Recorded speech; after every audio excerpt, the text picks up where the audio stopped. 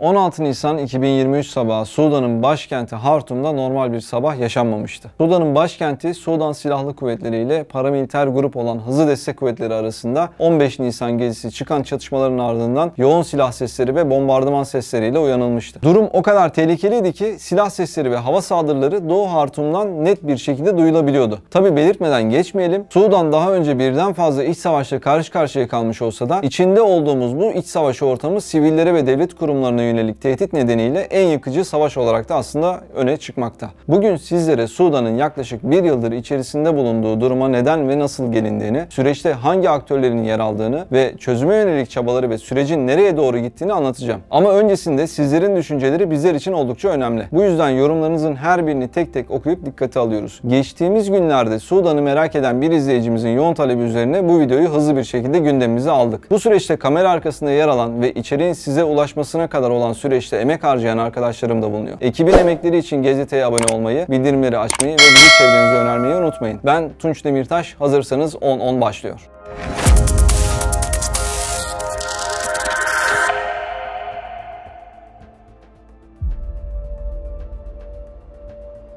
Sudan'da 30 yıllık Ömer el-Beşir iktidarı 2019 yılında devrilmişti. Arada yaşanan yoğun gelişmelerden sonra 2021'de bir darbeyle General Abdülfettah el-Burhan Sudan'da yönetime el koyduğunu açıkladı. Ve bu süreçte Burhan'dan sonra askeri hükümetin 2 numarası olan kişi bugün Hızlı Destek Kuvvetleri'nin başında yer alan Muhammed Hamdan Dagalo, yani namı diğer Hemedti'ydi. Dagalo ve Hızlı Destek Kuvvetleri 2019'da Ömer el-Beşir yönetiminin devrilmesinden bu yana devletin güvenlik bürokrasisinde alışılmadık bir konum işgal ediyordu. Ama Hızlı Destek Kuvvetleri'nin kuruluşunun Beşir dönemine dayandığını söylemeden de geçmeyelim. Hatta Beşir, Hızlı Destek Kuvvetleri'ni diğer güvenlik güçlerinden çıkabilecek askeri darbelere karşı koruyucusu olarak da adlandırmıştı. Ama siyasi ve ekonomik hırsları olan Dagalo, 2019'da Beşir'i deviren askeri juntanın yanında, yani Beşir'in karşısında yer aldı. İzleyen süreçte ise yetki paylaşımı anlaşmasının imzalanmasından sonra Askeri Konseyi'nin ve Egemenlik Konseyi'nin başkan yardımcısı oldu. Ama süreç içerisinde Hızlı Destek Kuvvetleri'nin orduya entegre edilmesine yönelik kararın alınması durumu ortaya çıkmıştı.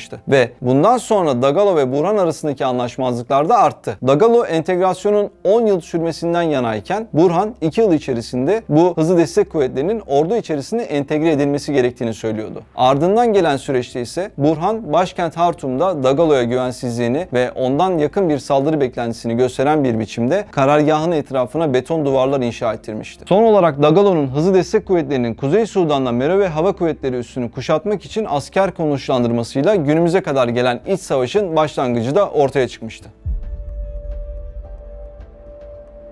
Bir tarafta General Abdülfettah Burhan ve Sudan ordusu, diğer tarafta Muhammed Hamdan Dagalo ve Hızlı Destek Kuvvetleri. General Abdülfettah Burhan, Sudan ordusunun ve Egemenlik Konseyi'nin başındaki isim. Diğer tarafta ise aslına baktığımızda normalde bir deve tüccarlığından gelen ama adeta uluslararası bir holding patronu konumunda olan Dagalo'nun Sudan siyaset sahnesindeki yükselişi ve Sudan siyasetindeki büyüyen etkisi oldukça dikkat çekici. Dagalo, Darfurlu isyancı gruplara karşı mücadelede 2003 yılında önemli başarılar elde eden bir isimdi. Ancak o dönem Cancavit olarak anılan milis güçlerinin liderlerinden olan Dagalo daha sonra Cancavitlerin yerini alan yeni bir gücün yeni lideri olarak seçildi. Bu yeni gruba Hızlı Destek Kuvvetleri adı ve paramiliter statü verilmişti. Ama Hızlı Destek Kuvvetleri sadece askeri bir güç değil, aynı zamanda siyasi bir aktördü de. Hızlı Destek Kuvvetleri'nin artan askeri gücüyle birlikte devletin mali kurumlarından bağımsız mali ayrı bir kol da geliştirilmişti. Ve bu noktadan sonra Hızlı Destek Kuvvetleri Sudan'daki en büyük altın madenlerinin kontrolünü ele geçirdi ve doğrudan uluslararası pazarlara altın ihraç eden şirketler kurdu. Bugün Sudan'da devam eden olaylara bakıldığında en dikkat çeken nokta güçlü bir kabile milisinin varlığı, devletin şiddet tekeline ve dolayısıyla devletin kendisine yönelik bir tehdit olduğudur.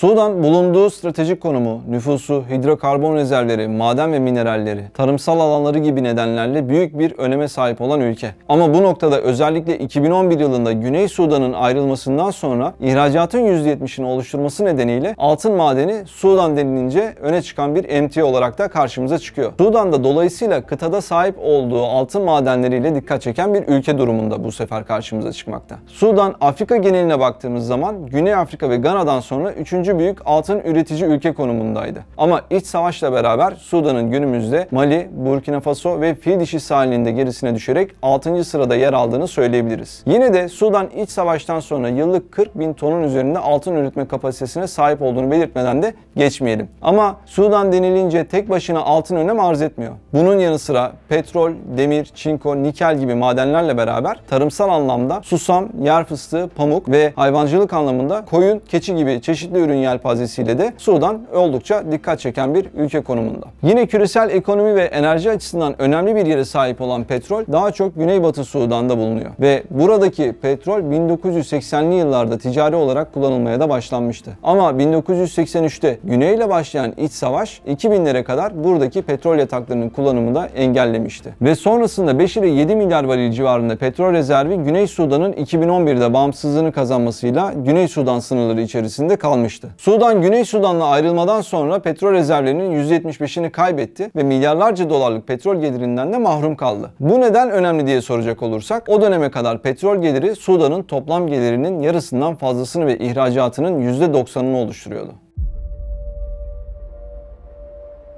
Az önce bahsettim. Bu kadar maden ve petrol zenginliği olan bir ülke nasıl bu kadar yoksullukla karşı karşıya kalabiliyor? Bu kadar kaynak normal şartlarda bütün ülkeye yeter. Önemli emtialara sahip bir ülke olmasına rağmen Sudan'da milyonlarca insan günde 2 dolar 15 sentin altında bir parayla hayatlarını sürdürmeye çalışıyor. Ve bu noktada yoksulluğun temel sebebinin sömürgeciliğe ve dolayısıyla bunun geride bıraktığı kurumsal yapılara, adaletsiz gelir dağılımlarına ve yönetişim sorunlarına dayandığı söylenebilir. Öncelikle Sudan tarihine baktığımızda 1517-1899 arasında Osmanlı İmparatorluğu egemenliği altında olduğu görülmekte. Ama 1899-1956 yılları arasında ise İngiliz-Mısır idaresi altında sömürge haline getirilmesi söz konusu oluyor Sudan'ın. Burada bahsettiğimiz değerli madenlere ve enerji kaynaklarına rağmen yıllardır yaşanan zorluklar artık Sudan halkını yormakta. Çünkü bir noktada Sudan'ın altınlarının hükümeti bypass ederek farklı yollarla ülke dışına çıkarılması Sudan halkının zenginliğine ve refahına etki etmekte.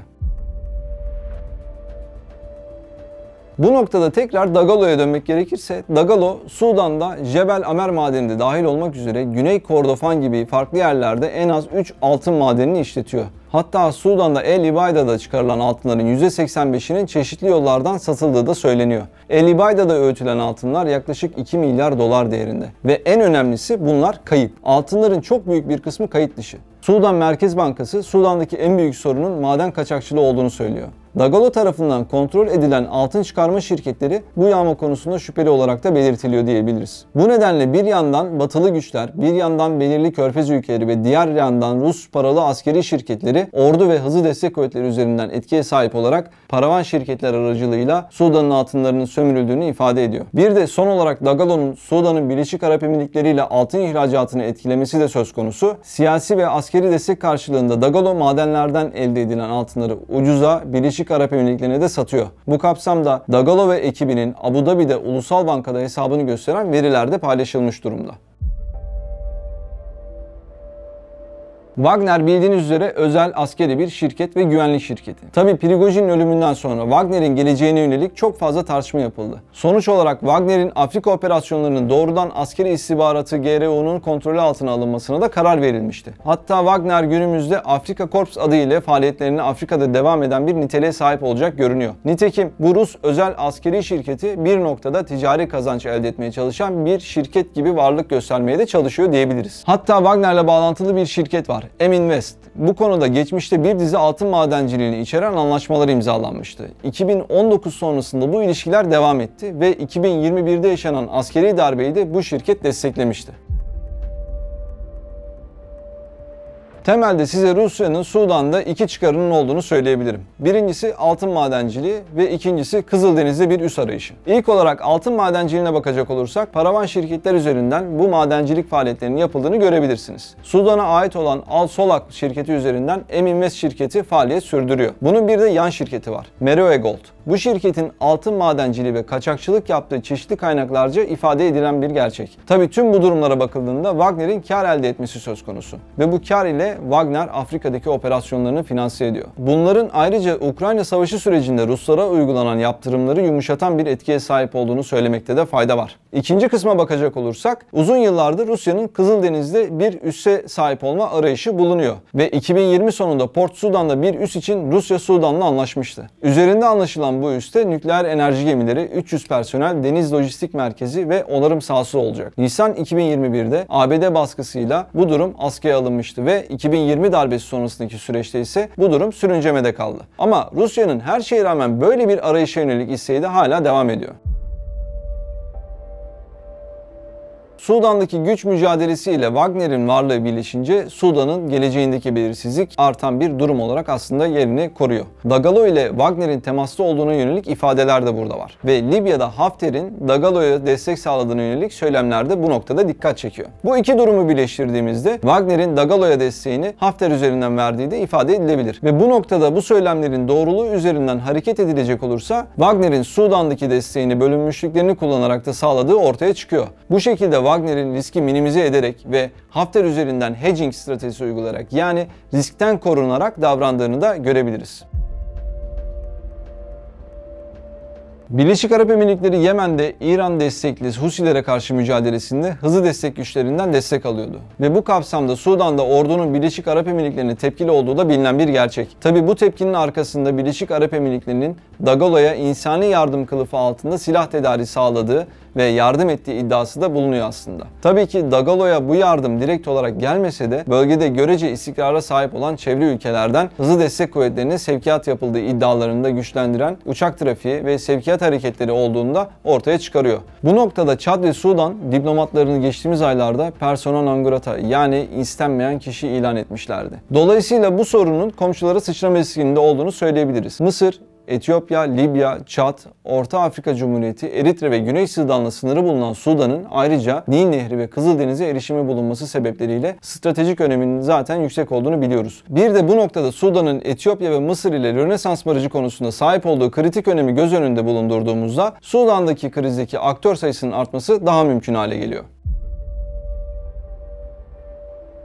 Çatışmaların durdurulması için birçok girişimde bulunulsa da bunlar sonuçsuz kaldı bugüne kadar ve Sudan'da krizin boyutu oldukça büyüdü. Örneğin bu girişimlere baktığımızda ABD ve Suudi Arabistan öncülüğünde gerçekleşen Cidde görüşmeleri ve Doğu Afrika'daki hükümetler arası kalkınma otoritesinin, yani IGAD'ın girişimleri sonuçsuz kalmıştı. Ve şu ana kadar Sudan'da 7 milyondan fazla insan yerinden edilmiş durumda. Ve aynı zamanda Sudan ekonomisi büyük ölçüde çökmüş ve Darfur'da etnik kökenli katliamların yaşanması da karşımıza çıkan bir gerçek olarak bulunuyor. Darfur'da geçtiğimiz aylarda El Faşir'de hızlı destek kuvvetleri kontrolü ele aldıkça sorunlar artıyordu. Ve buradan en az 600-700 bin insan yerlerinden edilerek Çad'a geçmişti. Dolayısıyla Sudan'da ve özellikle Çad sınırında büyük problemler olduğunu söylememiz gerekiyor. Hamile kadınlar, çocuklar, bebekler, salgın hastalıklar, ölümler devam ediyor buralarda. Ve küresel sistemin düzen sağlayıcısı olarak bulunan Birleşmiş Milletler Sudan'daki insani krize artık yetişemiyor. Gazze'de yaşanan insanlık dramının belki de daha büyük bir versiyonu aslında Sudan'da yaşanıyor. Ve bu nedenle bu krizlerin geri dönüşü olmayan noktaya gelmemesi için bir an önce harekete geçilmesi gerekiyor. 16 Nisan 2023 sabahı Sudan'ın başkenti Hartum'da normal bir sabah yaşanmamıştı. Sudan'ın başkenti Sudan Silahlı Kuvvetleri ile paramiliter grup olan Hızlı Destek Kuvvetleri arasında 15 Nisan gecesi çıkan çatışmaların ardından yoğun silah sesleri ve bombardıman sesleriyle uyanılmıştı.